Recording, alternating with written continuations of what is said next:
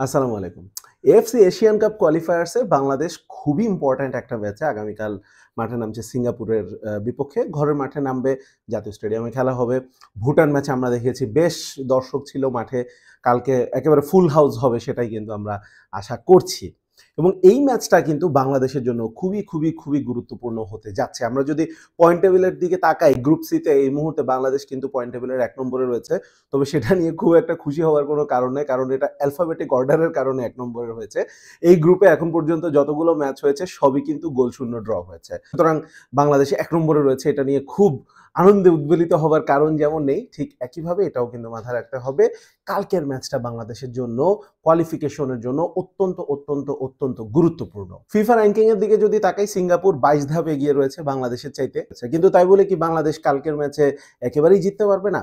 জিততে কিন্তু পারবে, সম্ভাবনা কিন্তু রয়েছে। অবশ্যই ভুটান ম্যাচের সাথে আমরা তুলনা করলে একটু ভুল করে ফেলবো, কারণ Singapore far better, far superior একটা অপোনেন্ট। ভুটান ম্যাচের কথা যেহেতু এসেই গেল, বাংলাদেশ এই ম্যাচে ২-০ গোলে জিতেছিল, যেটা আগামীকালকের ম্যাচের জন্য একটা প্র্যাকটিস ম্যাচ বলা যেতে পারে। তো এরকম একটা প্র্যাকটিস ম্যাচ কিন্তু সিঙ্গাপুর খেলেছে মালদ্বীপের সাথে, এবং মালদ্বীপসের সাথে সেই ম্যাচটাতে সিঙ্গাপুর ৩-১ গোলে জিতেছিল। সবগুলো গোল তারা কিন্তু ফার্স্ট হাফে দিয়ে দিয়েছিল। ট্যাকটিক্যালি বাংলাদেশের বিপক্ষে সিঙ্গাপুরের স্ট্র্যাটেজিটা কি হতে পারে? সিঙ্গাপুর দলের জাপানিজ কোচ, তিনি কিন্তু তার দলকে দিয়ে ওই প্রেসিং ফুটবলটা খেলাতে বেশি পছন্দ করেন, এবং প্রেসিং ফুটবলের সাথে খুব কুইক ট্রানজিশনিং ফুটবলটা আমরা বিশেষ করে তাদের ফ্রন্ট লাইনে আমরা এটা দেখি। আর হচ্ছে ছোট পাসে তারা কিন্তু বিল্ড আপ খেলতে বেশি পছন্দ করে।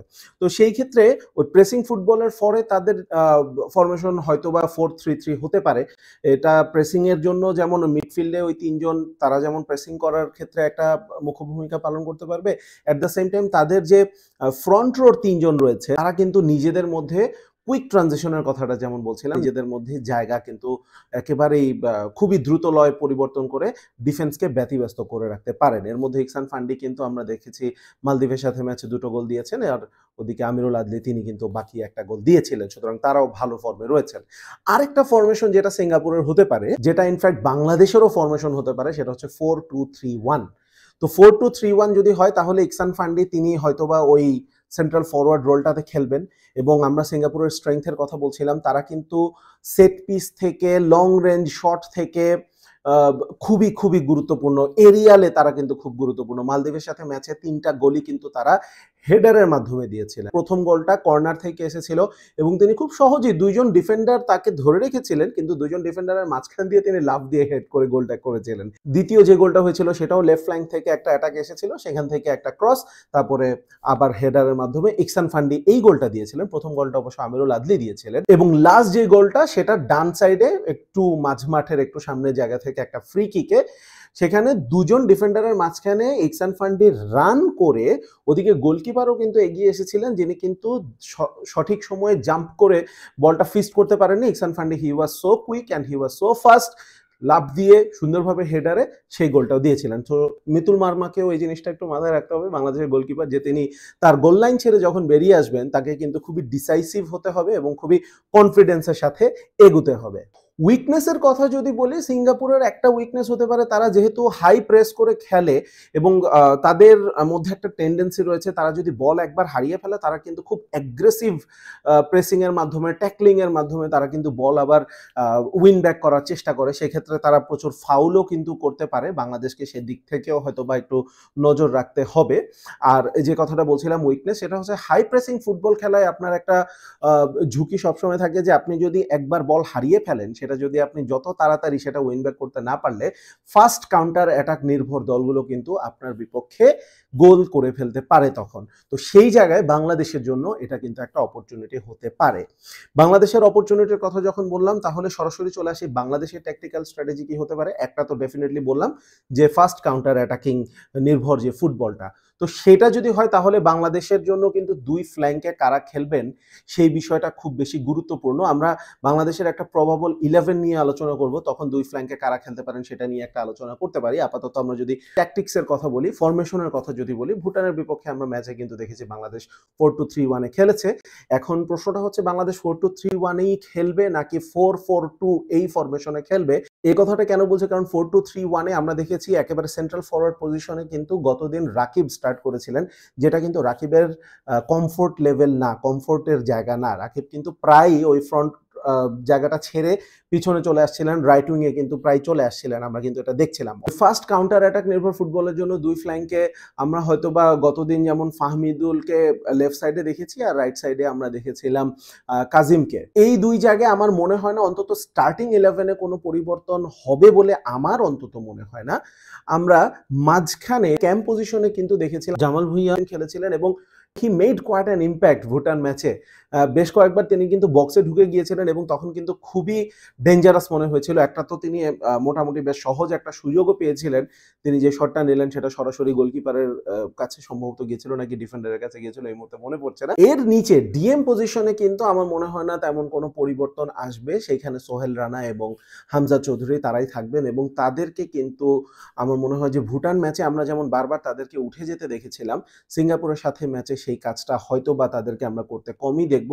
হোল্ডিং পজিশনেই হয়তোবা তারা বেশি থাকবেন, কারণ যেমনটা বলছিলাম যে সিঙ্গাপুর শক্তিমত্তার দিক থেকে বেশ খানিকটা এগিয়ে রয়েছে। তো সেই জায়গায় তারা প্রেসিং ফুটবল খেললে নিচে আটকানোর মতো কিন্তু লোক থাকবে। এটা আমার ধারণা। আমার মনে হয় এই জায়গায় বাংলাদেশ যেতে পারে, কারণ বাংলাদেশ যদি প্রেসিং ফুটবল খেলে উপরের দিকে ওঠে তাহলে কিন্তু যখন কাউন্টার অ্যাটাকে সিঙ্গাপুর আসবে তাদের পেসের সাথে তাল মিলিয়ে পেছনে নামাটা কিন্তু একটা চ্যালেঞ্জ হবে। বিশেষ করে Tareq Kazi, he is a fantastic defender, কিন্তু তিনি কিন্তু একবার যখন উপরে উঠে যান নিচে নেমে আসতে কিন্তু তার একটু বেগ পেতে হয়। ভুটান ম্যাচে দুই একবার কিন্তু ভুটানের ভুটানের অ্যাটাকাররা তাকে কিন্তু পাস করে চলে গিয়েছিলেন। তাদের ফিনিশিং এর দুর্বলতার কারণেই কিন্তু তারা গোলটা দিতে পারেনি।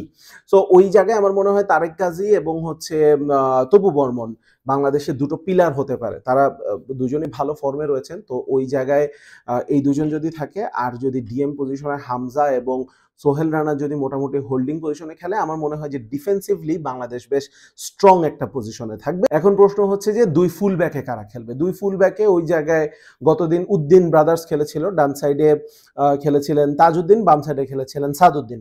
সাদউদ্দিনের ফর্ম পারফরমেন্স খুব একটা ভালো ছিল না ওই দিন। তারপরও আমার মনে হয় যে এই ম্যাচটা আমি অন্তত সাদউদ্দিনকে দিয়ে কন্টিনিউ করাতে চাইতাম, কারণ he is a strong lad. ওই বডিলি স্ট্রেংথটাও কিন্তু প্রয়োজন হবে সিঙ্গাপুরের সাথে।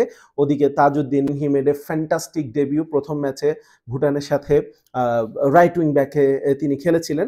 আমার মনে হয় যে এই চারজন মোটামুটি ডিফেন্সে সর্টেড। উইকনেসের কথা যদি বলি, বাংলাদেশের একটা বিশাল উইকনেস হবে একটা প্রপার নাম্বার 9, একটা প্রপার ফিনিশার। আমরা রাকিবের কথা বললাম ইতোমধ্যে যে রাকিবকে দিয়ে ট্রাই করানো হয়েছিল।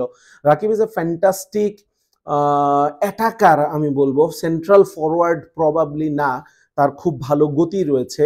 এখন সমস্যাটা হচ্ছে রাকিবকে নাম্বার 9 বা ফলস 9 পজিশনে যদি খেলানো হয় তো ওই জায়গা থেকে রাকিবের পেসটাও আসলে একটুখানি আনইউজড থেকে যাবে কিনা। এর চাইতে কিন্তু একটা চতুর নাম্বার 9-এর বা একটা প্রপার স্ট্রাইকারের যদি বাংলাদেশ ওখানে খেলাতে পারতো তাহলে খুব ভালো হতো। সেই জায়গায় একটা শূন্যতা রয়েছে।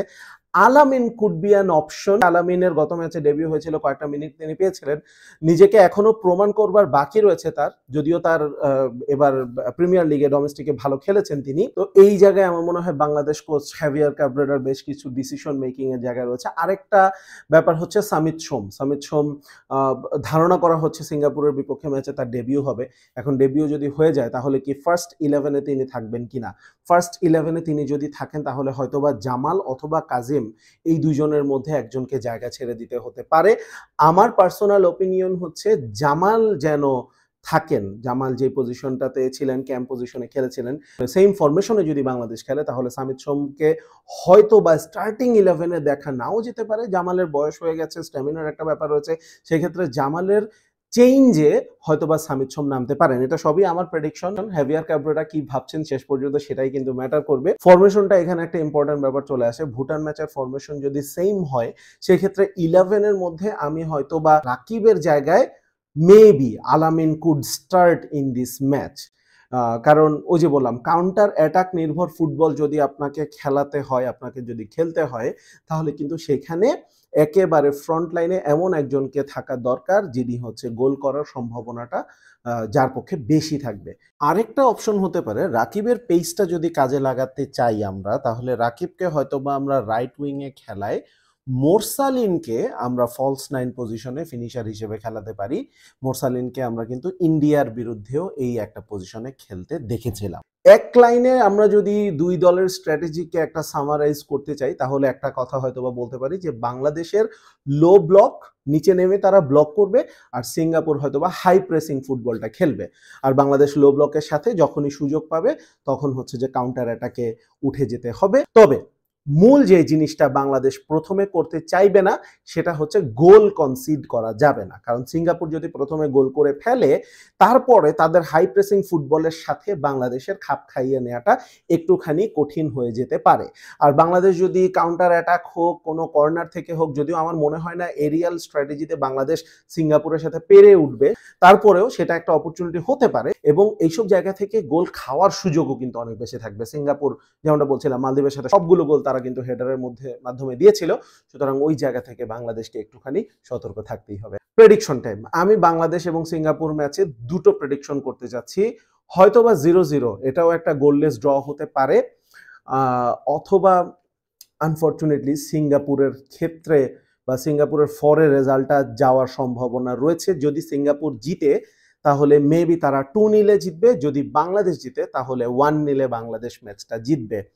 এটা হচ্ছে আমার প্রেডিকশন। তিনটা প্রেডিকশন একসাথে বলে ফেললাম, হয় গোললেস ড্র অথবা 2-0 টু সিঙ্গাপুর, 1-0 টু বাংলাদেশ। আপনার কি মনে হয় কমেন্ট বক্সে জানাতে পারেন।